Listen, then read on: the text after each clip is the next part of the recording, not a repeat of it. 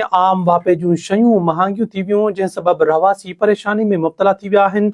Report करे रहियो आहे मंज़ूर पालारी। अटो एतिरो महांगो थी वियो, हाणे असीं कीअं पूरी करूं? जेको 400-500 रुपया दिहाड़ी कमाइण वारा आहिनि, मां अटो वठूं था त पूरी पए नथी। कहिड़ो ज़ुल्म असां ग़रीबनि सां? छो अटो एतिरो महांगो कयो जो खियण खां हिकिड़ो टाइम खियूं, हिकिड़ो टाइम बुखिया सुम्हूं। गरीब माण्हू जेके 400 रुपया दिहाड़ी कमाइण वारा हींअर तक़रीबन असां जेको माना न अटो वठी था सघूं, न सब्जी का, न बोर्ड अहिड़ी का वठी था सघूं। सिंधु कुल खे अपील था कयूं कि महिरबानी करे हिननि जा रेट ऐं राशन जा लाहियो वञे। असांखे हाणे रेट अहिड़ो मिले पियो 5050 रुपए जो 40 किले जो कटो मिले पियो हिकिड़ो। ऐं असीं आहियूं रेस्की दुकानदार, किलो 2 किलो अटो विकिणण वारा।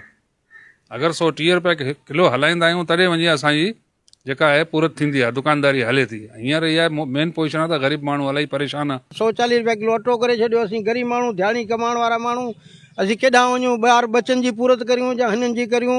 महिरबानी सरकार खे चऊं था, सरकार हुकूमत खे चऊं था, पर पैसो लाहींसि कुझु।